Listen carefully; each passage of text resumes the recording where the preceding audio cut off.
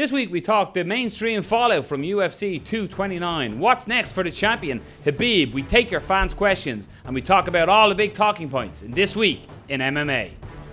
This is Dad and Till. Tune in to Obviously Fight Talk. Welcome along to Obviously Fight Talk episode 1, 2, 3. This is Noel O'Keefe and I'm joined as always by Robert Palin. How's it going, man? How are you? I am very well, Excellent. Robert. I'm wearing a summery shirt. In the winter. Is it winter or is it still autumn? Don't know. Autumn, I think. Feels like the winter. I'm fucking freezing. Yeah, it is cold. It's good. I like the cold. Yeah. Extra layer of fat, you see it generated. Like, share, subscribe. Do it now. Sub. And for you people that listen to us on audio as well, it is out there. We are available on audio. iTunes, Spotify. Don't know how you found this because we never ever promote audio, but you people are listening in your droves. This week, it's back to the olden days. It's just me and Rob. Brendan Dorman got all his gloating done last week, so he couldn't gloat anymore, so he's not with us this week. But the rundown for this week, we will be talking mainstream fallout of UFC 229. But no, what do you mean? Well, here in Ireland, right now, we are dealing with a man who is comparing MMA to slavery. Yep, you heard me right. So we're going to be talking about that opinion piece that was in the Irish Independent. We'll have your Obviously Fight Talk quick fire news. We also have your weekend roundup. Bellator 207 on Friday, 208 Quick turnaround. on Saturday. What's next for the champ, Khabib? We'll be talking about. He's talking about Mayweather. Sure, why not? Deja vu. Oh, God. And we'll be answering fans' questions. We will get to all of them. Probably. But let's start where we used to always start. And even though I knew, and this is actually our second take, Rob, I didn't have the stopwatch out. There's a little peek behind the curtain there. But here we go. So Yes. this is where we have 2 minutes to talk about a subject. When the 2 minutes is up, it's up. We move on. So just like this. Artem Lobov is now scheduled to compete at this weekend's next weekend's UFC. What's it called? Moncton, yeah. Versus Michael Johnson. Oh, big step up, man. His original opponent, best of luck, Noli, Zabiria Tukhimogov. Took him off. Took him off. That's what it looks like. Let us know how to pronounce that. It's a very hard name to pronounce. Took him off. Was recently removed from the event due to his involvement in the post-UFC 229 melee last week in Las Vegas. Bigger opponent for Artem? Arguably not now because of what happened at the brawl. Yeah. I think Tukhimov is actually a pretty big star now in a weird way. Took him off. But I think it's probably a more difficult opponent, especially on late notice. Michael Johnson is no joke. Very, very good fighter. Tough fight for Artem Lobov. Very, very tough fight for Artem Lobov, I think. But come here, does this not speak... I know there's the whole... Artem gets a lot of stick, right? Sure. The whole goat thing and all this mark, right? And he does get a lot of stick. Hilarious though. But does this not speak volumes for Artem Lobov's mentality that I'll fight fucking anyone, anytime? Like, it arguably it's a bigger name in MMA. Like, Michael Johnson is known to most MMA fans. Sure. Yeah. Fuck, I'm sticking with it. Tukhimov is known because of sucker punches. Yeah. So, like, you know, obviously the melee, whatever happened, right? That wasn't a sly dig. God, puns and everything.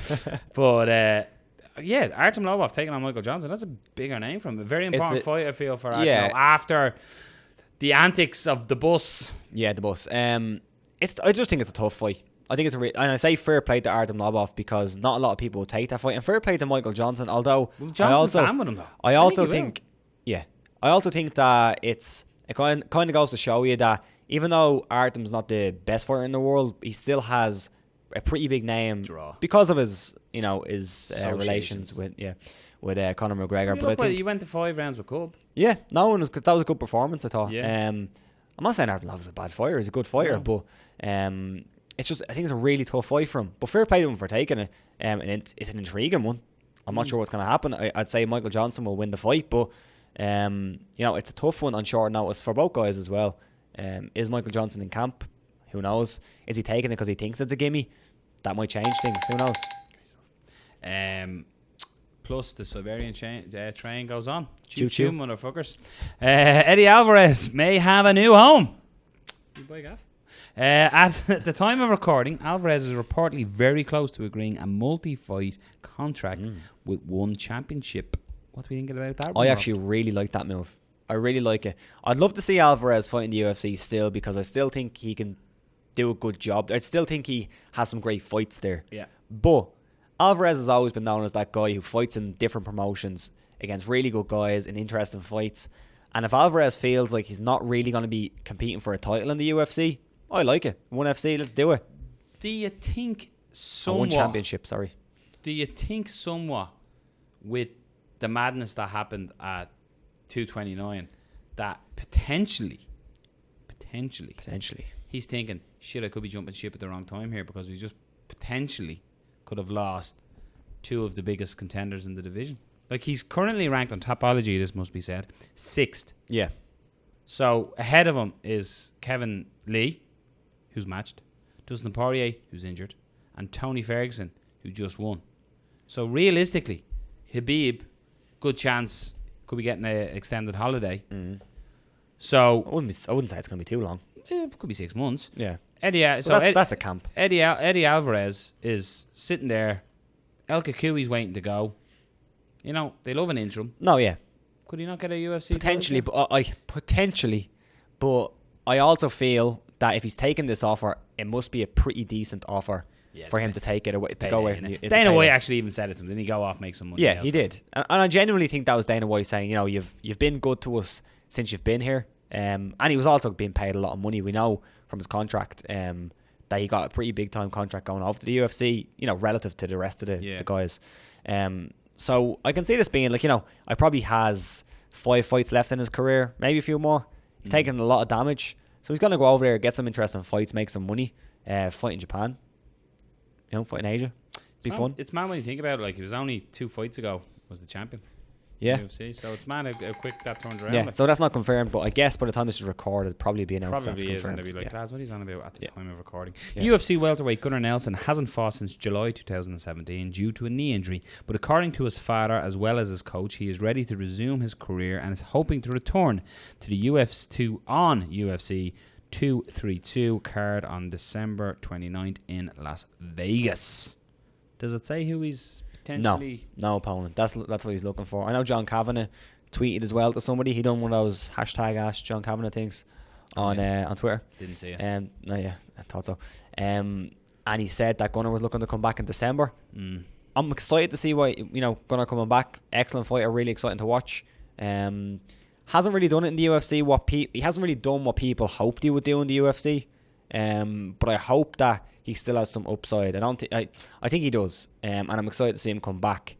Don't know who they should match him up with. I can't think of somebody off the top of my head, but there's plenty of matchups in that division. I think people calling for Darren Till. Well, nah, Darren Till's coming off a title fight. Gunnar Nelson's coming off a loss to Ponzinibbio, right? Yeah. Well, more he's coming off a loss to Ponzinibbio's fingers. And he was eye poked and stuff, yeah. But he's still coming off a loss to Ponzinibbio. So I don't think that fight really makes sense, to be honest. But there's plenty of people you can match up with Gunnar Nelson in that division, and it'd be very, very entertaining. I just hope when he comes back that knee is fixed, because he's been out for a long time. He's been out for a year. He was supposed to be matched on the Liverpool card, wasn't it? The Darren Till card. Yeah. And that was a while ago, and he was out. So looking forward to seeing him come back. Who'd you put him in there with him? Top of your head. Top of my head. I'm just looking like, as in above him we have two cowboys, Cerrone, Oliveira, Edwards, Masvidal, Oliveira, Douglas Lima, done in the promotion, Neil Magny, Ponzinibbio. Give him a rematch of Ponzinibbio. I'd say Oliveira. I think that makes sense. So? Yeah. But yeah, I'd like to see the Ponzinibbio rematch, but what Ponzinibbio's matched, right? I'm not sure. I can't think of the top of my head. Yeah. I have Topology in front of me. I could technically check this. Yeah. But yeah, I was talking to a guy who is a sports masseuse, and he looks after Gunny. He's fighting Neil Magny, Ponzinibbio. And he was saying that Gunny is one of the coolest guys in the business and an absolute gentleman. I'm sure. He comes across that way. He does. That's absolutely. Just in case people are like, hey, I like hearing about fighters, but what are they really like? Yeah. So is he an asshole? You get it all here. And obviously Fight Talk. Tyron Woodley talks hand injury and says he'll probably be back in January after injuring his hand in his title defense against the Brit Darren Till at UFC 228. Woodley has set January as the day for his possible return. It's a pretty fast turnaround, really, isn't it? Like he said, press go. He said that getting injections into his hand for the injury was one of the sorest things. I think he said it was 15 out of 10 pain threshold. Wow. But he said that he broke the hand or fractured the finger or thumb, can't remember exactly what it was, while coming to the end of the first round against Darren Till, hit him in the back of the head and done it. So illegal blow. But yeah, the quick turnaround. Woodley, like, I get this. Woodley gets so much stick from fans. He does. But he's a great champion. Yeah, he is, and he's been a really good champion. And his last fight was just a phenomenal performance against Darren Till. Absolutely. It's got to be Covington next, right? Because Covington is still listed as the interim champion, even though they said he was stripped. He's still going around with the title, and I know McGregor's still going around with titles when he didn't have them. But Tim Sylvia's probably still walking around with his belt. Gone to bars with belts around. But on the website, it still says Cody is the Colby, is the interim champion. So you'd imagine that fight has to be next. That's the fight to make, isn't it? That is the fight to make. Yes, 100%. Yeah. 100%. Yeah, that's got to be the fight. But yeah, looking forward to seeing Woodley coming back as well. I really do feel like he's underappreciated. I was going to say that. Is he like football analogy for people who mightn't get this? Has a book out this week. Go buy it. Absolute superstar. Michael Carrick. He's the sort of player that when he was at Man United, he wasn't appreciated until his time was over. It's better than like, Michael Carrick. Do you know what? We miss Michael Carrick. He's way better than Michael Carrick. Michael Carrick, relative, you know, class. But no, I do. Woodley. We were accused when we were talking about Darren Till that we were very biased towards Darren Till, and we were sort of saying, well, look back when we talk about Woodley. We've gone into Woodley in absolute depth before, like, and really spoke about how good he is. But I definitely think potentially one of the most underrated champions ever. But it's you know, he tends to do 2 fights a year. That could potentially be the problem. People aren't. Although champions generally, they don't fight more than 2 times a year. Some of them will fight 3 times a year. But these days, champions don't really fight as often as they used to because they're actually making a bit of cash. Making the paper. And your last bit of quick fire news. Daniel Cormier has had a little bit of comments on John Jones Gustafsson. He's basically said he shared the octagon with both and he thinks that Jones is a better fighter. I just got to be honest with you. I'd say that kills Daniel Cormier saying that. Now sure. I know with this week he did lose the amount twice, the amount of fights that were booked last week, and you covered it all on the live chat. I know, yeah. So go back and check the live chat. So yeah, Thursday. Go back and listen to this. But like, yeah, it's the Jones Gus fight. The Gus one. There's people who still believe that Gustafsson won that fight. I was one of them people until I took advantage. I think it was somebody said it on Reddit or something. So I can't remember who exactly said it. Said go and watch the fight with commentary turned off. Yeah. And I have to say I agreed. I was like, holy fuck, Jones did win that fight. I was all Gus. But the weird thing about this fight, and I know you've covered this, is everyone's going Jones. You know, he's coming back, going to be ring rusty and all this. Gus is actually out longer. Yeah. Yeah, which is crazy. It's insane to think about. So I think it's a great matchup because the first one was competitive. There was obviously rumours about John Jones not training, that kind of stuff. But it was a competitive fight the first time. And Jones has been out for a while and Gus has been out for a while. So it's not like Jones is coming back against somebody who's really, really active, which I think would be the wrong idea. Now, you can argue if it should be for the not interim title, the real title. Should that be for the title? You can argue that. You can definitely debate against that. To be honest, belts don't mean a whole lot, so does it really matter anymore? Belts mean everything. It shouldn't really be for the world title. In fairness, John Jones on a suspension. Was the champion. Yeah, but he's coming back off a suspension. So but it was a tainted sentiment. He's back now because he. I know. I don't really, to be honest, I don't really care about this situation. I'm dying to see the fight. I can't wait to see that matchup. Yeah, drug testing's fucking mad. Who was I talking to? Someone was talking to the other day and they said USADA is going to crash and burn. It's going to be a lot of people have said that. Yeah, going to be big changes in MMA. Yeah. I don't think we need the buzzer there. We sort of covered that. Do you know what there's big changes in MMA about as well? What? The mainstream media, Rob. Yeah. Here in Ireland. Yeah. We're going to talk about this a little bit.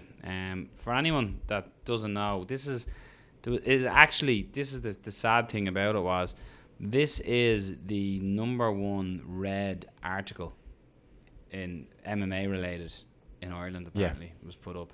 So this is, it's an opinion piece, and I think it's important to say that this is an opinion piece by a GAA pundit, Gaelic Games pundit. He's basically the Eamon Dunphy of GAA. He says things controversially on you just in his punditry. The American fans just didn't get that completely. So it's like, you know, when you're watching Fox Sports or something and you've got that one pundit who will sort of say Skip Bayless or something. Yeah, like they'll say somebody who's world class, he's overrated, panic, all that type of stuff, right? And that's it. Joe Brolly is that in the GAA world, right? So Joe Brolly took it upon himself to write an article about MMA and about UFC 229. So I had seen a little bit of, I suppose, a little bit of a fuss being made online about it. And I said, I must check this out. Must be noted, we're an MMA podcast. So if you're listening to us, you obviously like the sport. Yeah. And you've probably had to defend the sport. I don't know what part of the world you're listening to us in. If you're Irish and listening to us, I'm sure you've heard about this. Pretty sure you've heard about this. If you're not Irish, we'll enlighten you. Rob's going to have screenshots and pieces of the article and stuff. We'll put it up. But this basically starts, the headline of this is, the time has come to call halt to the UFC's bloody freak show. The opening paragraph compares mixed martial arts to the movie Django Unchained. So anybody who knows about the movie Django Unchained, it's about slavery. And that era in America. It's obviously a gory movie. It's a Quentin Tarantino movie. And Joe Brolly brings it to the scene where you're in Leonardo DiCaprio's house. He's a slave owner. And he has friends around and they're sitting watching two guys fight it out. And they're slaves. And he compares mixed martial arts to slavery. What's weird about it is, just I want to give you a little paint of where I'm going with this. Yeah. So he basically says that, you know, the guys are beating one another to a pulp, and this is all just to the excitement of the slave owners. So in the early hours of Sunday morning, he thought of Tarantino's movie as he'd gone downstairs to his 13-year-old son and half a dozen of his excited friends as they were watching the McGregor fight.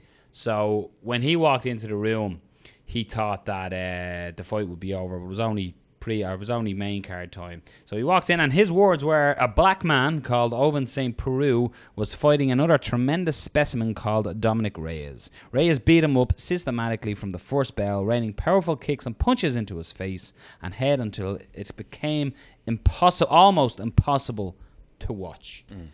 So let's first of all, what did you think of the Django Unchained comparison here? To be honest, like it's a weird one because it's an opinion piece. I'll get on to that. It's silly. It's a stupid comparison. Obviously, it's stupid. But I don't think we don't want to get into the situation where we want to be an echo chamber of, he's completely wrong. His opinion doesn't matter. And our opinion matters because we both agree with each other. We are educated about the sport and all that. Mm-hmm. So if we kind of just become that echo chamber of this is wrong, this is wrong, this is wrong, we won't get anywhere. But I think the most important parts of the piece is when he's intentionally not factual about some of the stuff that he says. Yeah. For example, like MMA is not a sport because it has no rules, that kind of stuff. So I'd like to get into that kind of stuff. Mm-hmm. But also, it is important to look at the way he frames a lot of his writing, like this piece, where he says that he came down and it reminded him of Django Unchained, as you says. And then immediately in the paragraph after, he talks about Owen St. Proof being a black guy. Yeah. Which is clear. He's framing that in a certain way, which is, you know, it's making the reader think of this act as that act. Mm-hmm. And again, there's no point in getting into this because this is his opinion and, you know, he can have this opinion. But I also, for the people who, as you said, 99.9% of the people who are listening to this or watching this are MMA fans. So it's a bit silly for us to defend MMA to them people because they know what the crack is, as we say over here. But for the people who maybe have read this article, agree with it, or don't know anything about the sport and just take this as gospel, as you'd say over here, it's important to kind of talk about who Joe Brolly is as a person in terms of how he's writing this and how he's trying to take non-facts to back up his opinion, which is wrong. One thing that he says in leading up to the Michelle Waterson Felix Herrick fight is his opening line to set you up for this is 2 women try to kill each other. Factually incorrect. That's 2 fighters are competing against each other. He also refers to the karate hottie real name Michelle Waterson, who has done naked photo shoots and boasted in pre-fight interview, I've beaten my opponents so badly that they've actually shat themselves during the fight.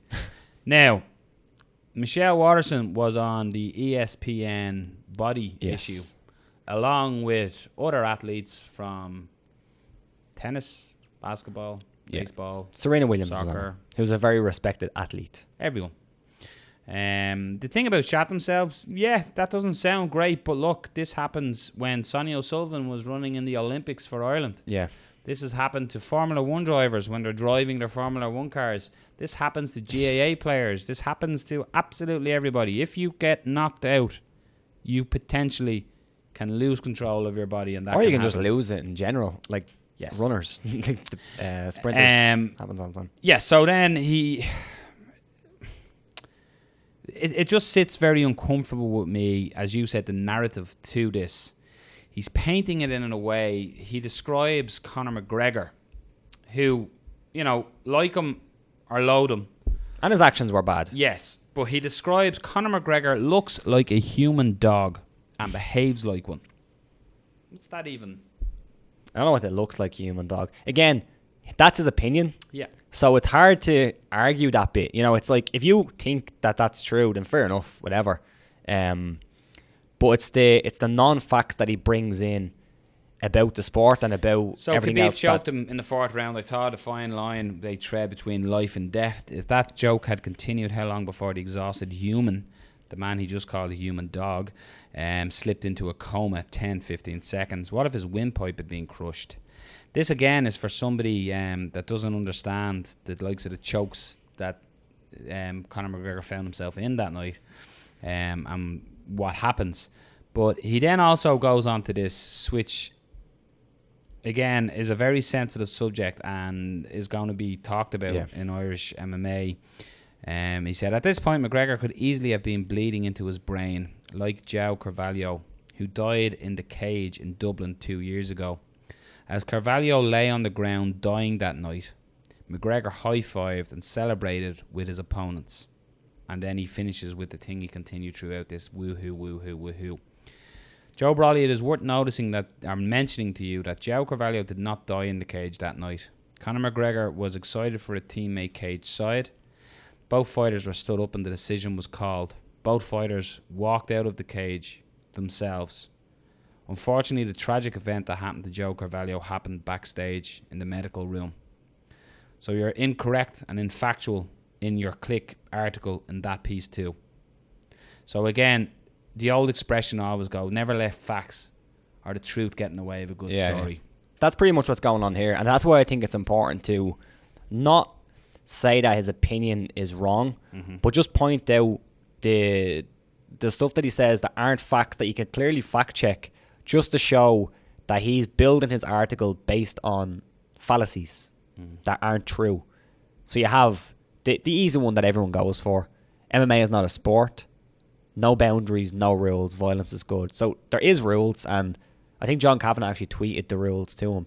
And again, I hate having this kind of conversation and having this argument, because he's clearly a guy who just wants clicks, and he's he's that contrarian, and he just wants to be that type of guy. So he's obviously looking at people who are coming back to him and arguing with him, and he's loving it because people are clicking on his article. And they see that's... But I still think it's important to point out to the people who are also agreeing with him, because there's plenty of people who read this and I've seen the tweets underneath it, and they're saying, I completely agree. And they read the article and they see all the stuff that aren't facts about MMA. If you want to do this article, but just remove all the stuff that aren't facts. Just remove that stuff. Then the article is perfectly fine. It's your opinion.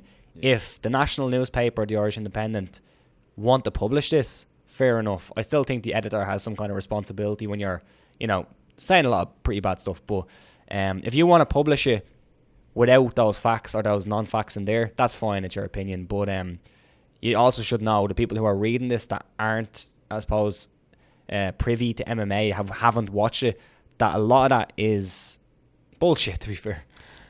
He then goes on to compare. He gives us a make-believe world where he calls dogfighting UDFC. Yeah, I don't get this bit. And he makes up commentators and everything. So he basically talks about this was a superb contest between two warrior dogs. It's only a pity that one of them had to lose. And he goes on about comparing to dogfighting. So we've got slavery and we've got dogfighting in there as well. Yeah. And then the sex on stage bit. Yeah, he moves on to bringing on, why don't we have a porn? Did he say a prostitute come on and have sex on stage? Or so basically, he's given the UFC tips. Is what he's doing. He's saying, how about you do this to make more money? So this is coming from his brain. He has a very strange imagination where he's thinking of all this stuff. So he's saying it's ultimate pornography. But the UFC are missing tricks. Think of how much money they could make if the winning fighter, still drenched in blood, got to have sex with a glamorous prostitute as part of the prize. Imagine that. It's strange. Yeah. It's very strange. I think the only reason we brought this up today, and to be honest, I was kind of thinking, let's not talk about it because we're only giving, these guys publicity when they shouldn't really have it, when they're whatever. But I think it's important because, again, it's the number one article on the biggest national newspaper in Ireland. Some people agree with him, with what he says. And it also gives you, if you're not in Ireland, kind of an indication of Ireland as a state in terms of where we are with MMA. We're still in the Stone Ages. There's still loads of people who believe this kind of thing. It's the old John McCain human cockfighting thing. Yeah. Except the sport has evolved, but a lot of these people still don't realise that there's rules. So I do think, though, as well, sorry, Noel, for cutting off, I do think that a lot of people are still uneducated about the sport in Ireland, and that's probably on us, and I mean us as like an MMA community. Maybe there hasn't been enough education for people, because if people still believe this, and maybe Joe Brolly's that type of guy who, and we know he's a contrarian, but he's that type of guy who knows his rules, knows all this, but he's just lying to his audience. That's probably the case.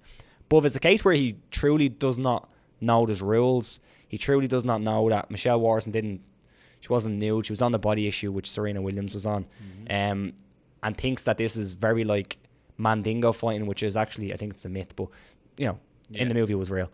Things that like that, and also like dog fighting, then maybe we haven't educated people, and by us I mean the very high level coaches and people in the thing in the is world. Sometimes I agree with what you're saying, we haven't educated, but sometimes people don't want to be educated. Sure. Like this article would be like me going and trying to write an article about cricket.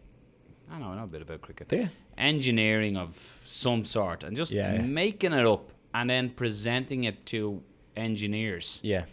Like John Kavanagh was tweeting back to him. Robin Black was tweeting back. Barry Oglesby was tweeting back. The airman Dan Mulvaheady was tweeting back. So a lot of MMA community reached out. Now, unfortunately, the MMA community, we're not all gentlemen or ladies. Yeah. There is also idiots involved as well that would be saying things like, shut up, Brolly, you rat, you fucking, and all that type of stuff. Unfortunately, that comes with every sport. There's a branch of people who are in it who, are a bit tick. And he would realise, and by tick I mean that's what he wanted, though. That's what he wanted. They're not recognising that he's looking at your response, he's loving that response, some sort of rude. We actually tweeted just for Joe Brolly to say, Joe, we'd love to have you on the show. I can't remember exactly how it was worded, but I said along the lines of, this is an open invite for you to come on to discuss your article. After reading this, I think it would be a great benefit to you. In the interest of fairness, we'd also invite somebody from MMA to allow this to be an open discussion. Yeah. Then KO Media, who Jerry was in the studio with us before, retweeted it and said something along the line that he's just been invited to one of the biggest podcasts or something along that lines. And he went, ooh, am I scared or something? If I don't go, will you vandalise my car and beat me up or something like that? Yeah. And we were like, no, we'd greet you with a smile, we'd offer you a tea or a coffee, and we'd have an open discussion. And that's what it is, Joe Brolly. The people involved in this, like me and Robert are sat in our own time here after doing a day's work. We're working people. There's great people that are involved in this sport. The fighters are athletes and sportsmen, the same as the athletes and sportsmen that you do your punditry on in Crow Park. It's just a different sport. If you don't understand it, don't try to sensualize. I can't even speak it now. Don't even try to get your clickbaits by using a tragedy like Joe Carvalho, putting that in, comparing it to dogfighting, comparing it to slavery, being sexist and racist throughout. Why call out their colour throughout? Yeah. I don't understand. And also there was a bit which was just, again, I don't know why I always like these people who disparage MMA, and especially female MMA. They always go into the sexualized thing of it when we're not thinking that. Yeah. And they always go into the whole, I think he brought up something like their hot pants or something like that. Yes, he said. What was that? Yeah, he said. I probably have it. I actually have this on the screen for people who are watching. Yeah. So they're hot pants. Yeah. Again, like that. It was a very strange article. Yeah. But I hate talking about it. But you know what the weird thing is about this, and this is a weird one. If he has an opinion of this, and again we bring it back. You brought it back a few times, Rob, about this as an opinion piece. So that's his opinion. Yeah. So if he has this opinion, why is his 13-year-old son watching this? Yeah, I know. Yeah. So I guess it was his first time seeing it. That's just an interesting take that I took from it. But again, that's not my son watches it. Yeah. I love this. Well, he doesn't really like it. But like, I try to get him to watch it. But like, again, it is an opinion piece. It's one of them. But it's like I said, it's like me trying to do writing an article on engineering and presenting it to engineers. You're going to get people who are going to click on it and disagree with it. And again, I think it's unfair in some ways to assume every bad article about MMA is, you're just uneducated and ill-informed. In this case, it is. It highly is. That is a dangerous article, and the editors at the Irish Independent there should be something from this. How are they producing this type of art? Like, this is an established, well thought of paper. This isn't your red label tripe. But yet they're allowing this on their website. Over the years it's been turned into just a pretty bad tabloid, but yeah. Again, I hate talking about it because most people will say, just forget about it, and that's usually how I feel about these type of articles. And there's been so many since we've started the show that come up and we didn't talk about it. Yeah. But there's just something about this one where he clearly has non-facts in the piece that is facilitating him giving the opinion that he has. Again, the opinion stuff is fine. If they want to publish the opinion, perfectly fine. But when you come out and you tell your audience, the biggest paper buying audience in the country, that there's no rules, and you're comparing all this kind of stuff based on no facts, that's the problem. The highest pay-per-view purchase in combat sports. Yeah, P.T. Carroll done an article, didn't he? I was just about to go there. Yeah. Do you know what is in? It's yin and yang. Yeah. As much as we're talking about this, and it's weird because we're talking about the bad. As bad as this article was, and we're talking about it, go and check out P.T. Carroll's article it's on RTE, isn't it? Yeah. Well, I think we shared it. I did personally, RTE, but we shared a link as well. Go and check out P.T. Carroll's article. That's an educated, well-informed article by a man who understands what he's watching and understands what he's writing about and respects the people he's writing about. So go and check that one out. Yeah. And that's a real journalist and a real writer. Not like that. Again, it's opinion, but man, that should not have been published. Yeah, I hate talking about this kind of stuff, but the UFC do take some responsibility of allowing stuff like that to happen, and I do completely get if people don't like it and people think it's ridiculous and people want to call it disgusting about some of the pre-promotion, some of the stuff that happened in the cage. We said We said it last week. Unacceptable. That isn't MMA, and again, I hate having this argument because it did happen and all that kind of stuff, but Pete's article was really good because it did bring up the stuff that the UFC were doing wrong, and it is affecting MMA in Ireland. It's very different. Like when we had the discussion last week, or it might have been on the live chat, and the question came up of, will this affect MMA in general? And my answer was no. In the States, it won't. But in Ireland, it does, because it's so fragile. The sport is very, very fragile over here. And it will affect it a little bit. It'll affect it in the court of public opinion, But basically. you see, as well, if you look at Ireland here as well, there was a show that got cancelled the week prior. Yeah. and then this happens on the biggest stage. Yeah. And you know, put the two of them together, and you know what I mean. Different world over here right now. It's a bit. It is mad, and like. But listen to us, Joe Bradley. We're not scumbags. Yeah, we're not. Well, you know. We're sort of well spoken. Yeah. Sort of. Well, within reason. Come on the show. We'll have a chat. Yeah, and Joe Bradley's not going to come on to the show. He'll go on to a safe world like BBC, he wouldn't or something expose like himself. that, and where he knows what's going to happen. Not that this is an unsafe world, but he would have nothing to gain and everything to lose by coming on here. Because like if Joe Bradley was coming in here, I would have Barry Oglesby. I'd ask Barry Oglesby to come in and be the representative from MMA. Yeah. One of the most intelligent people I've ever spoken to, Barry Oglesby. You can buy me a pint sometime, Barry. Yeah. But well-educated, well-spoken man. He's involved in it. And Barry will tell you, guys that are in his gym are lawyers and barristers, just like you, Mr. Bradley, that are now... Say lawyers. Training. Lawyers. But look, let's move on. Yeah. Let's It's silliness. We should have talked about it. But again, go check out important. Pete Carroll's article. That's Irish MMA, and he talks with Barry Oglesby and Andy Ryan in that article, and it's an excellent article. Yep. Go check out some good writing. Let's have a weekend roundup, Rob. Bellator. It was so good they'd done it twice. Yes. Friday night, we've seen Matt Mitrione take on Ryan Bader in the first semi-final of the Heavyweight Grand Prix. The people weren't happy, Rob.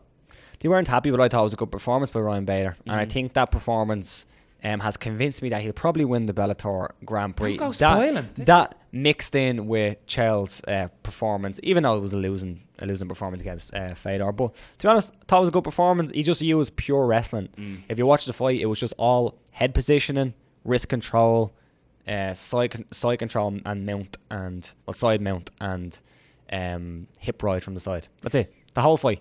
Instagram saying wrestling wins fights, something along that lines. To which Matt Mitrione say, "Hey, stay classy, Ryan Bader." And he says, "It wasn't directed at you, man. It was directed at the people who think they're turning up to watch a kickboxing fight." Yeah. Now, my question about that is, right, Bader, he's looked great since going over to Bellator. Yeah.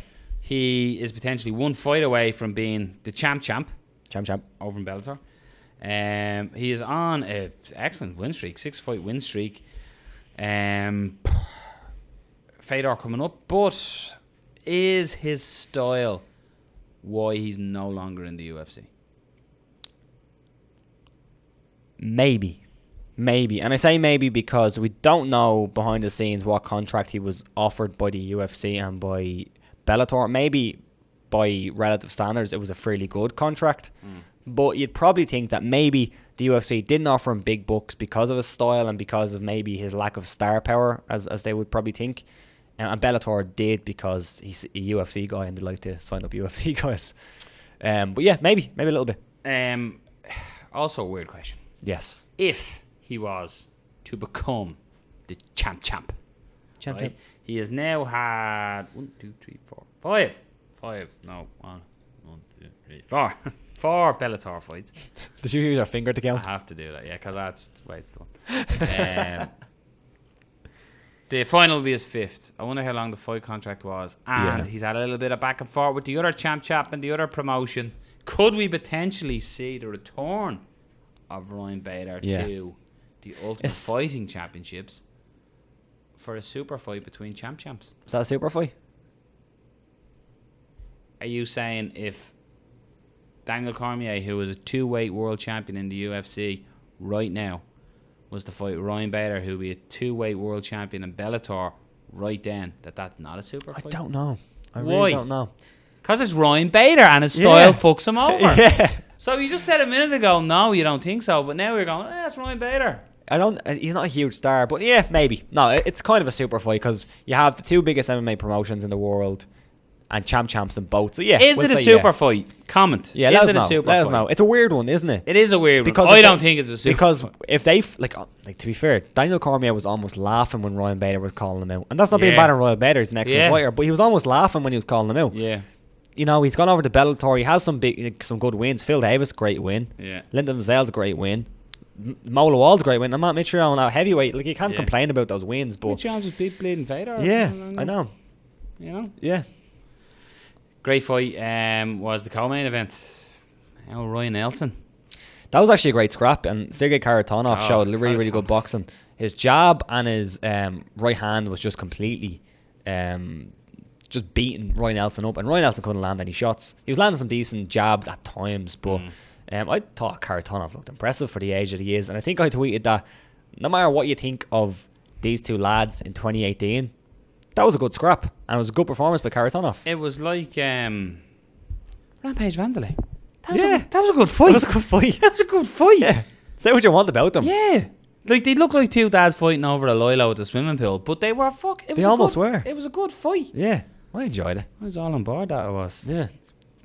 Lorenz Larkin got a win over Ian Pascu as well. That was a good performance. Yeah. And Baby Slice lost. And Richard Whoa. Kiley, of course, being on the guest. What did He's he do? actually the most... Kiley, I think, has been the most guest we've ever had, is he? Appearance-wise, not Brendan Dorman guest. Brendan's part of the show. I think Richard Him is. or Reese, I'd say. Yeah, Reece McKay. Reece been on. Reece has gone away from us now. He's always at me actually saying, when are we coming back on the show again? I'm going, I have to do something, do you know what I mean? No, he was, in fairness, Reece was on other shows with us. Yeah. But yeah, Richard put up, it was on Instagram of him landing a jab on Lorenz going, yeah, maybe it's time I school you again or something like that. Some man for it. Great man. Yeah, you were saying that Kimbo Slice Jr. was beating Sinead Kavanagh, fell as well to a cut stoppage in between rounds. Yep. But that was Bellator, that basically was Bellator 207. Then 208, this is where, The gangster. the original American Chael gangster. Yeah, Chael Sonnen took on I said Fedor. the gangster and Chael Sonnen fought. You know what I mean? Fuck that. Fedor, overrated. Fedor He won though. Fedor took on a middleweight, and it looked like it was going to be an early night for Chael Sonnen. Yeah. That was It was a lovely. It was shot. a little. What was a little right shovel hook almost? It was beautiful. I caught him with the left as he was coming Was it left? back in. But the way he come under, it was nice strategic punching by Fedor. I'd say like Fedor is a wild guy, but you could see that you knew that Chael Sonnen dips his head, and even when he jabs, he dips his head. When he's gone for takedowns, he dips his head, and he landed that great shot right in his chin. And Chael was definitely rocked from that. Fucking right, he was good rocked. recovery though, really good recovery. On the floor, I thought Chael done a really good job. He was going for a Randy Couture, James Toney single ankle pick takedown. But it was he got it. Did he take Fedor down 3 times? He took him down a few times. Yeah. He And got that real low ankle pick. This is my point as why I think Bader beats Fedor. If Bader can You could get see hit, because Chael, who is a middleweight, was taking Fedor down fairly handy. And Bader's a pretty big light heavyweight, so Yeah. you'd imagine that Bader will probably have a size advantage in Fedor. Now, come on, we address it. What do you think of the claims of fix? No. Chael was looking for that back roll from Turtle, and it didn't work. That's pretty much what happened. There's a great thing I've seen on Facebook. Reality expectations versus reality. And what you expect, and it shows somebody doing the roll perfectly and taking the back, and then it shows Chael just basically sliding off the top of Fedor. Essentially, what you need to do is you need to get under the arm. You need to get over the top shoulder, hold on, roll, and use your momentum to take him. And it looked like Chael didn't have the proper grip. I'm not sure what he went for because Chael's a wrestler, and you assume that he would have been happy enough to stay in that position. Don't know. Maybe it's his new grappling promotion. He wants to use a bit of jiu-jitsu. Tell you about like Chael, man. I was saying this right. We were talking at lunch, and I pulled out Tapology. Right. Listen to this list of who Chael Sonnen has fought. Right. This is seriously impressive. Yeah. Fedor. Lost him. Rampage Jackson. Yeah. Vanderlei Silva. Yeah. Tito Ortiz. These are 2018 and 2017. Yeah, no. Renato Sobral. Good shout again. Rashad Evans. That was a grappling bout. The Renato Sobral fight. Oh, was, yeah. Rashad Evans. Yeah. Shogun. Yeah. John Jones. Yeah. Anderson Silva. He's fought some Michael great guys. Bisbing. Yeah. Brian Stan. Anderson Silva. Yeah. Nate Marquardt. Like, Marquardt was proper good in his prime then. 2010. Yeah, he was. Okami. Yeah. Great fighter. Go further down. Right? I am going further down. Jeremy Horn. 3 times. He lost all 3 of them. But 3 times he's fought Jeremy Horn. He was an absolute... Jeremy Horn's a Yeah. legit... Forrest Griffin. That hurt me ears. Forrest Griffin. That who hasn't he fought? Brian Baker. But Paulo honestly, Filo as well. Fought him in WEC twice, wasn't it? Lost him the first time by armbar. He done the Brazilian tap. Or no, it was a verbal tap. Said he didn't tap. And then he fought him again. Paulo Filo missed weight. So Chael couldn't win the title. And that's the one he won. and of course, Unfortunately. Chael went 2-0 By the way, when he beat Jason Miller. Here's one I forgot about. Do you know who we fought? Alexei Olenek. And he beat him. Yeah. That's what. Back in the day. But that's 2006. like, look at the list. Like, as in, Alexei. people talk shit Trevor about Prangley. Chael, saying his mouth got him into fights, or whatever. But the list of fighters he's fought is undeniable. He's fought the best Greg names. Crunnut. No, but like, who's Homer missing? Moore. Who's missing off that? GSP. Yeah. But he's too big for GSP. Yeah. But who else is missing? Matt Hughes. He fought Jason Miller as well early. Yeah, Chael's no joke. He's fought everybody. But Fedor and Bader in the finals. Who'd you have? Bader.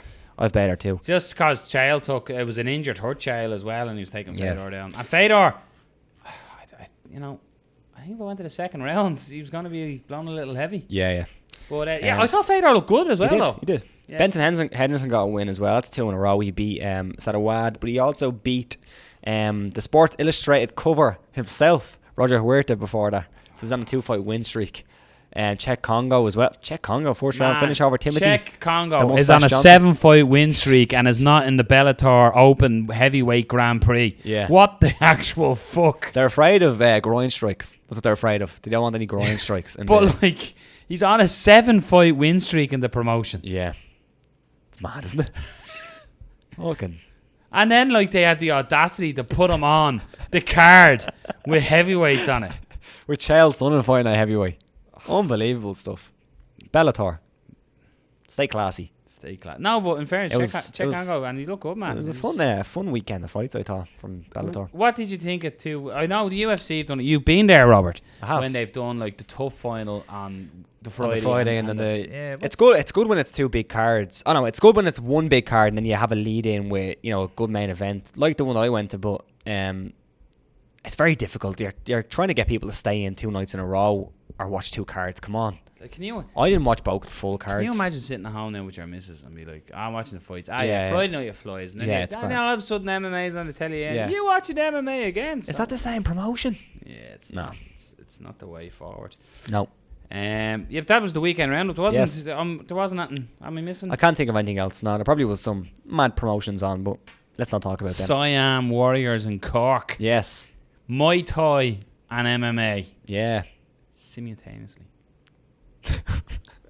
Both happening. At the same time. I got into the ring. It's Martin Horgan up there. I got into the ring and I announced 2 Thai fighters. And then legged it. And now, so I went, ladies and gentlemen, your first bout of the evening in the ring is a C-class bout there. Off. And then I went, ladies and gentlemen, your first bout in the cage is a bit. That's mad. Rebels MMA series. What was and going yeah, on? And the fights went off, so there was MMA going. It was weird because you'd be sitting where I was sat was over at the ring. So I'm sat at the ring and next minute, oh! And you're like, Yeah. oh, over there. And like Steph Moriarty, who was the chief judge for the MMA portion of the show, because I was at the Muay Thai, Steph had to keep running off to the barrier when the fight was over and give me the official scorecard and go, God. yeah, it's such a 127, That's whatever. mental. So yeah, but there was 7 MMA fights and just the 19 Muay Thai fights. Just 19. That's Just grand, 19, yeah. But yeah, well done. Great night, great success. That was it. Great for your success. weekend. Great success. That's your weekend roundup. Yeah. But Rob, I have one question and one question only. Yes. What's next for Khabib Nurmagomedov? I was trying to do it in Carlos's voice. He left me. Kramer? What's next? The for, White Lion? Yeah, the Roaring No, Lion. the Roaring Lion. Roaring Lion. What's next for Khabib? So I put a video out during the week about basically saying that the rematch is going to happen between Conor and Khabib, and I was convinced because we saw a few things in work, and when we both seen it. What did we see again? I can't even remember what it was. What was the old catalyst of this? But It was the boys, wasn't it? It was Huh? the boys, the pay-per-view boys. the boys, yeah, it was the boys. It was like 2.4 million. Now it's been reported, I think 2.5 million. And And of course, you also that was had my BT subscription. Yeah, that's what two. it went. Blink to my 5, we're in. It's not even pay-per-view, but yeah. Fucking basic could be. Apparently, a huge portion was like 40% or something. No, streaming was streaming, which is huge because the UFC's margin on that would be a lot bigger.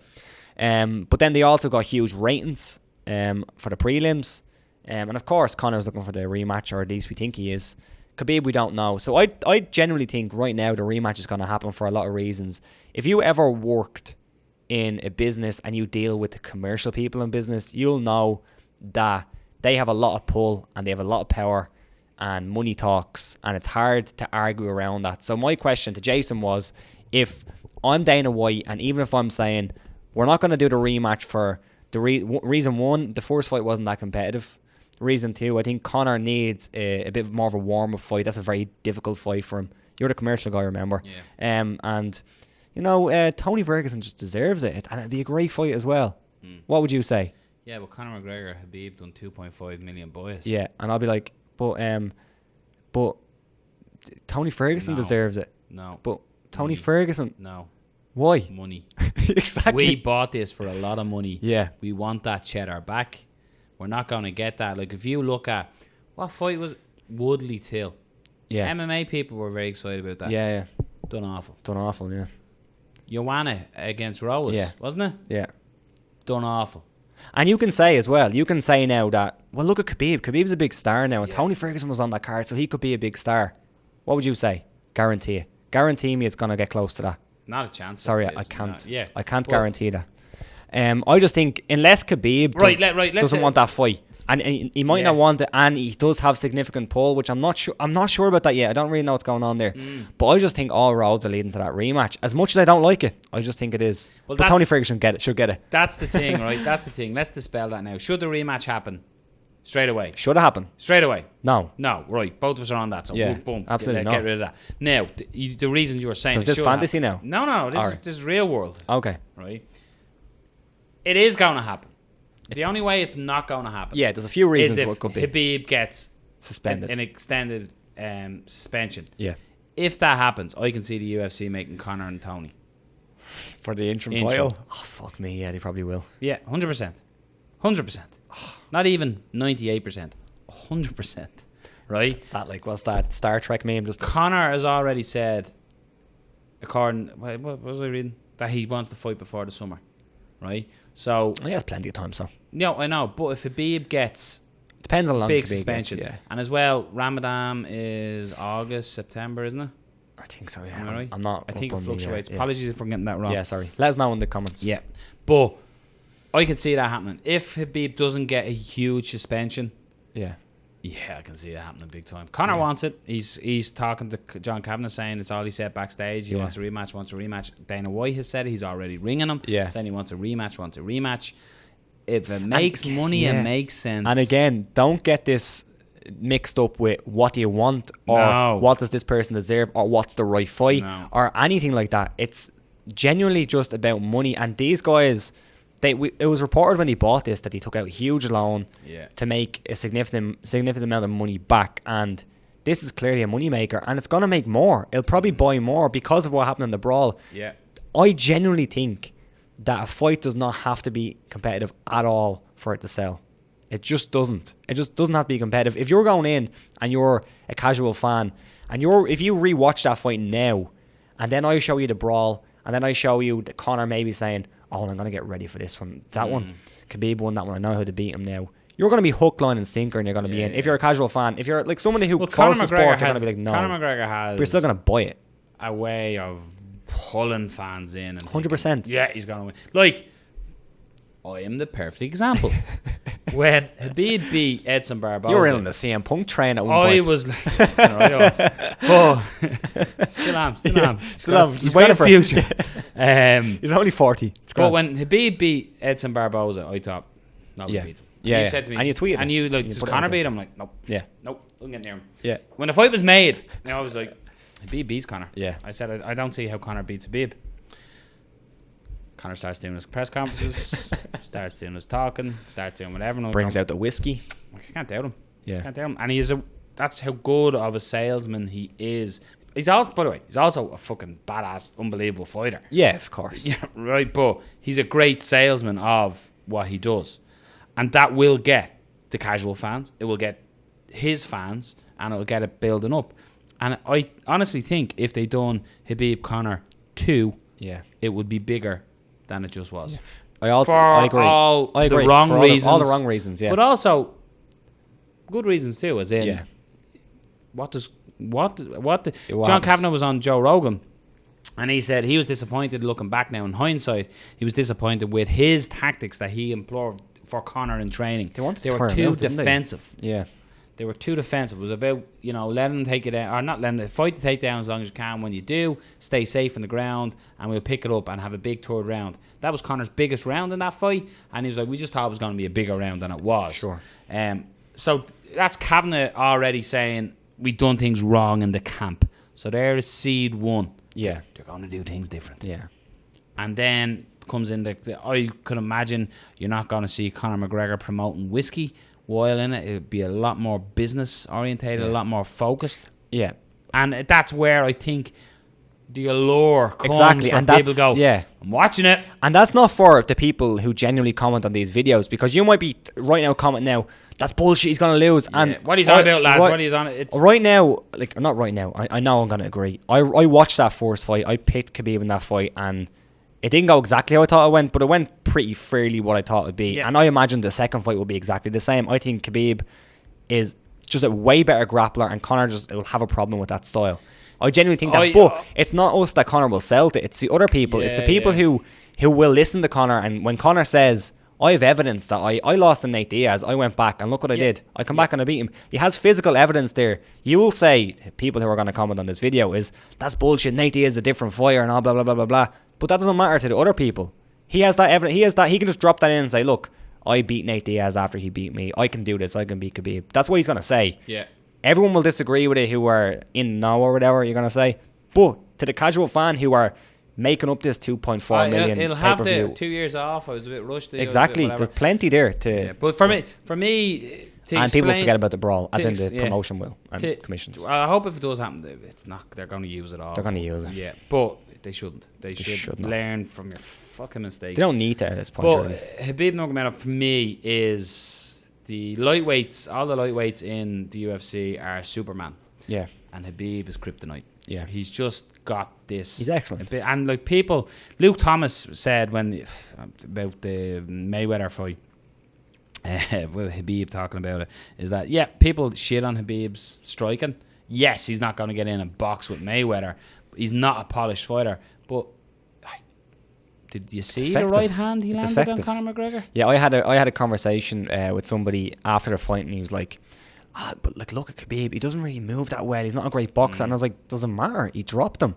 It's like, if he boxed like a normal boxer, it wouldn't work for him, because he's looking for takedowns. He's looking to feint that way. Again, that was said on Rogan. It was saying if you have a boxing coach, he'll train that out of you. Yeah. Not to do that. And like Dan Henderson made a living off that. Exactly, overhand. yeah. Right? It's not supposed to look like a boxer boxing. If you made me place a bet now, I'd back the rematch to happen. Oh, absolutely, yeah. And it shouldn't happen. No, it shouldn't happen. It should be Tony Ferguson. Yeah, it should be Tony Ferguson. 100% it should be Tony Ferguson. Tony Ferguson deserves the rematch. That has to happen. But it probably won't. What about Floyd Mayweather? Fuck the Mayweathers. Like, no, Floyd. It was a joke, wasn't it? I know, yeah. But no, yeah, it has to be. On Khabib's side, anyway. Floyd and Manny Pacquiao were in a nightclub somewhere, and they're like, I'll be back. Yeah. I'd watch that fight. I'll watch it, yeah. It's a boxer fight. Two boxing fights. Imagine Khabib fighting Mayweather in a boxing match. It'd be awful. Imagine you just Christ. Single-legged him and fucking tied up his wrist and bet him. I genuinely think it was a joke by Khabib, because first thing, I don't think Khabib cares that much about money. I really don't. No, he's already said keep the 2 million. Check, and maybe that's a bit. And if you go back to maybe a year ago, maybe more, he said he'd fight McGregor for free. Yeah, I know. I genuinely technically he has. Yeah, technically it worked out. I don't think he cares about money too much, so I don't think that's the real big allure. And there was a bit of a smirk on his face. He was with Leonard Ellerby. Yeah. And then, but the only thing is that Mayweather probably seen that and goes, money. It was like, fucking right, I'm going to do this if this is possible. So we said the exact same thing about McGregor Mayweather. Just remember that. I think this is a little bit like a bit less likely, but we did say the exact same thing about McGregor and Mayweather, so hopefully not. Yeah. Hopefully not. I'd like in the real world. I'd love to see Tony Ferguson fight. Yeah. And I'd like to If they make it today. I'd like to see Conor McGregor come back and fight like. Just do the Nate fight now. Do you think I'm so? happy with that. Yeah, because now McGregor's lost one, Nate lost the one to him. Makes sense. Just do the trilogy now. Yeah. Makes sense. They'll make loads of money. Yeah, makes sense. And Right, Rob, Poirier's moving gone. on to your questions for us this week. My questions. Well, fan questions, All Robert. right.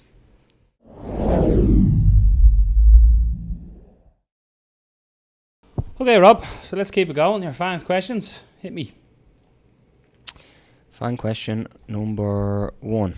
Tommy Sheehan says, how do you feel about the replacement for Artem Lobos fight? Think Michael Johnson is a bad matchup for him? Exclamation mark. Talked about it in the quickfire news earlier on. Yeah, I agree. But I think if Atkins just shows Artem as well that he will fight anyone, anywhere, anytime, all that. I think it's a bigger opponent in MMA-wise. You said earlier, Rob, that the original fight is probably bigger now in hindsight. Absolutely bigger now in hindsight, yeah. But like, I think Johnson is the bigger name in mixed martial arts. And look, and probably at this point the better fighter. As in he's more experienced in the octagon. So it's a tough task, I think. Yeah, look, you're gonna usually be favouring Michael Johnson in this fight, but look, Cub Swanson. You look at the Artem Lobov. That had to be the best version of Artem Lobov we've seen against Cub Swanson. But it's going to be a difficult night for Artem in there. I agree. I think Artem will be upset that he's not getting that other fight because it would have brought more eyeballs. Although you don't have sponsorships in the UFC. You're getting paid just your paycheck. You're not on pay-per-view points or anything like that. So does it really matter? Probably not. But yeah, I think it is a tough fight. A very important fight, I think, for Artem's UFC career. Yeah, I agree. Next question. Scott McKinnon, Monstars MMA. That must be a page. Does Dana White stay in control over the next 5 years, or will we see a collision from fighters to keep them safe and get equal pay? And if they do, who takes over? My personal preference would be a fighter, maybe BJ Penn or someone like Rich Franklin. Ooh, that's actually a very nuanced question. Interesting question, yeah. Yeah, I don't actually see Dana White in charge of the UFC in, we'd say, in 5 years. 5 years? Yeah, I don't think so. Like, I think of this current trend of what's happening with the fighters, fighter pay, and just the way Dana speaks out as a business, especially with the new owners. How needed is Dana White? He is the face of the UFC and stuff like that. I still think he has some kind of pull, though, doesn't he? I still do. I still think he does, but yeah. Do you mean like is he like needed? As in like, yes. Will the UFC suffer if he's not there? I don't know. Maybe a little bit. Rich Franklin one's a great show. He's doing something like that for one, though, isn't he? Yeah, he's like their like almost president or something like that. I think. Yeah, a lot of people bring up Chael Sonnen when they talk about that as well. Another great example. Yeah. Yeah, I don't know. Like Dana White it's almost the way people talk about is Conor's mind in the game, because he got the big Mayweather money. Yeah. Then he got the big money too. So he's invested in trying. Is it easy to upload a video of a bus being smashed up as promotion rather than actually doing promotion? But now in saying that, some of the stuff like the promotional work that the UFC does, all the videos and stuff, I wonder how involved Dana is in that, or is he just the old Dana that Dana was the face of the UFC. In fairness to the man, he was there from. When the Fertitas obviously took over, he talked him into it, and he's made the UFC. You can't diminish what he has done. Yeah. And I think he was the right guy at that time. Wouldn't surprise me if he's gone though. 5 years, it wouldn't surprise me. I'm gonna say he will be there, but it wouldn't surprise me. I think the sport has evolved so much as fighters, but the promoting of the fighters hasn't evolved, and what Dana White, how he treats his fighters, has not evolved, and I think he needs that to evolve. Okay. Next question. Steo Cayley Clayton. Do you think Conor fights Khabib again in the new future? And if so, can Conor get by him? We kind of spoke about this, but might as well answer. Yeah, we think, as we were saying there, rematch is probably most likely going to happen. Yeah. If it doesn't, it's too big of a money spinner for these never to cross paths again. Yeah. When you think about it, I think it's insane that to say that they won't fight again. Here's one of the big reasons why people say they're not going to fight again. They had a crazy brawl, and the commissions were involved. The commissioner left.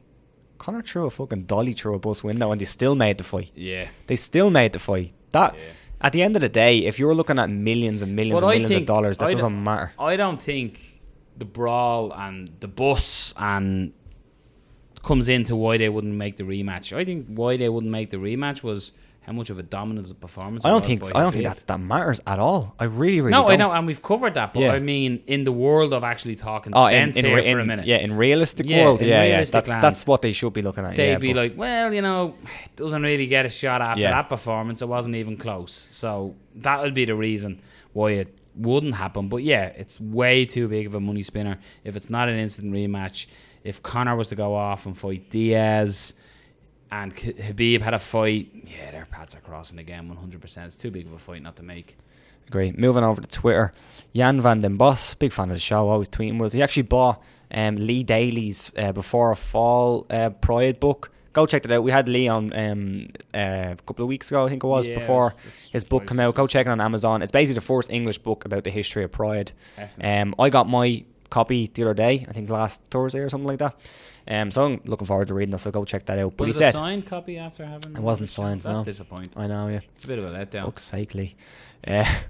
What do you think? So he has a couple of questions here, so I'm going to go through each one. What do you think about the European series Bellator wants to start next year? Would it be something for the UFC to do? I'm not sure if you've seen this. I think it was last May. They basically said they wanted to have like a European series where they have like 6 fight cards in Europe. Yep. And then whatever. So what's your thoughts on that?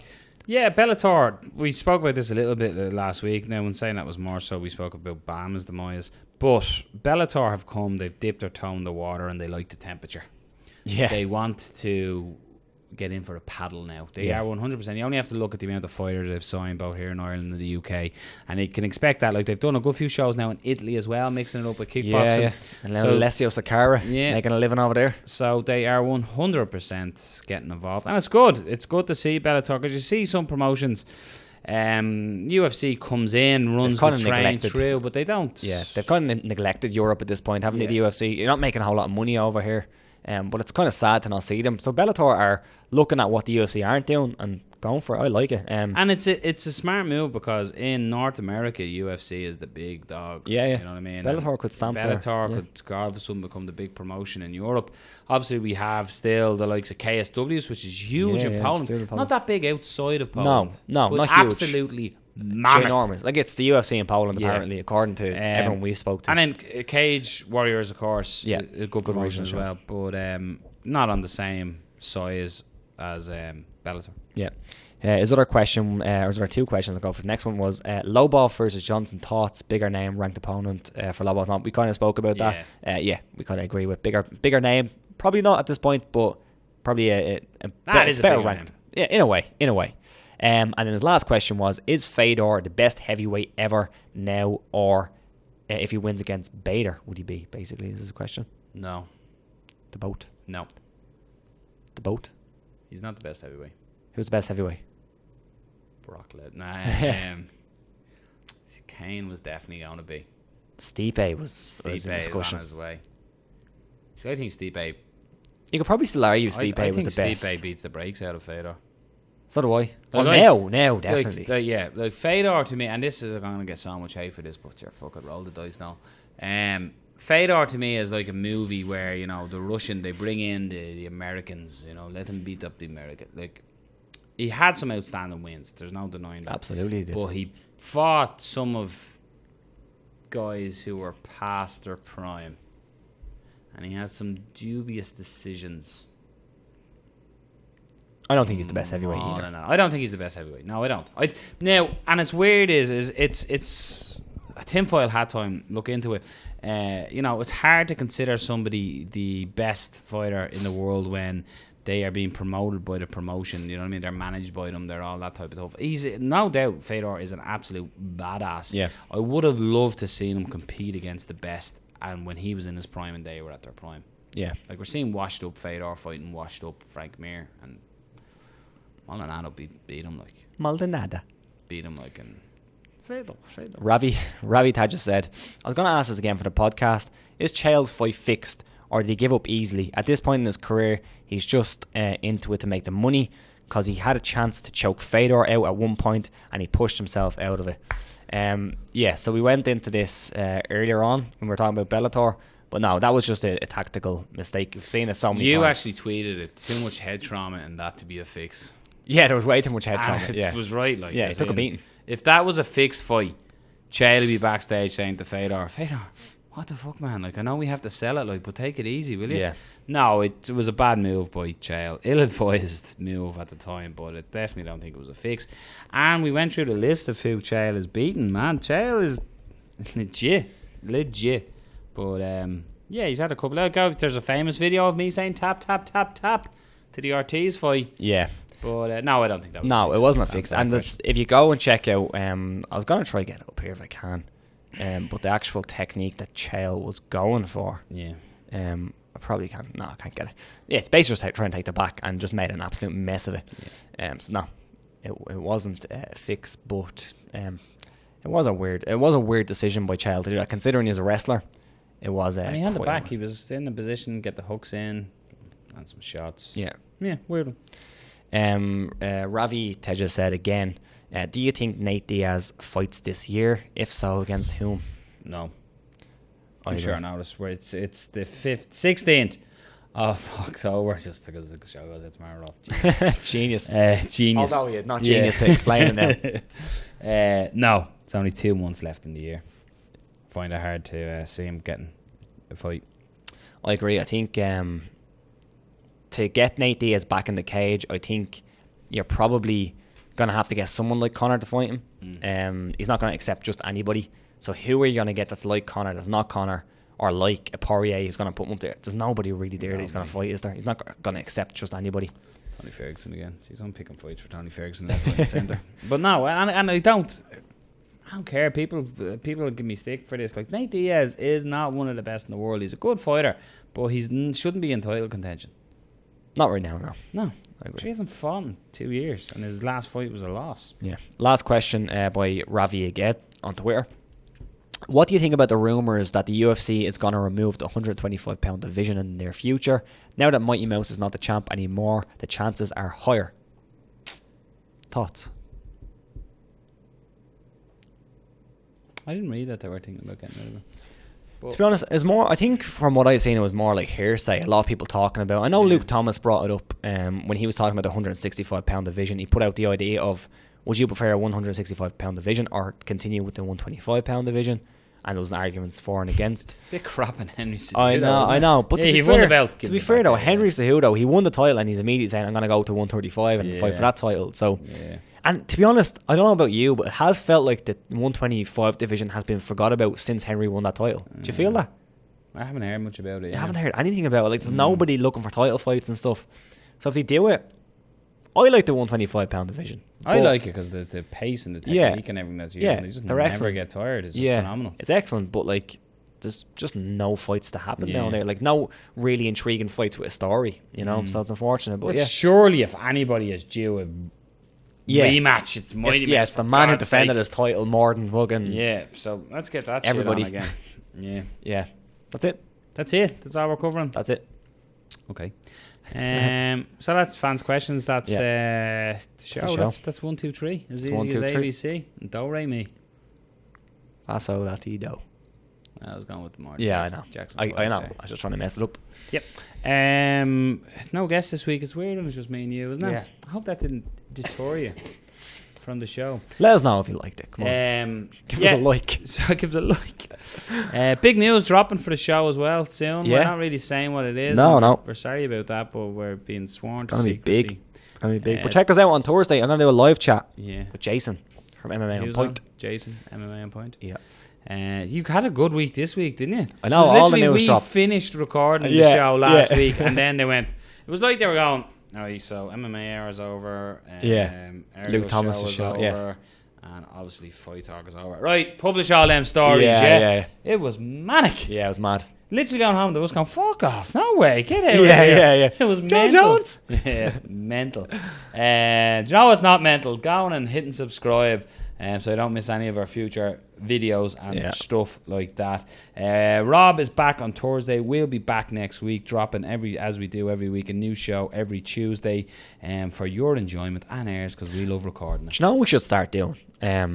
We should start asking what guests we should get on.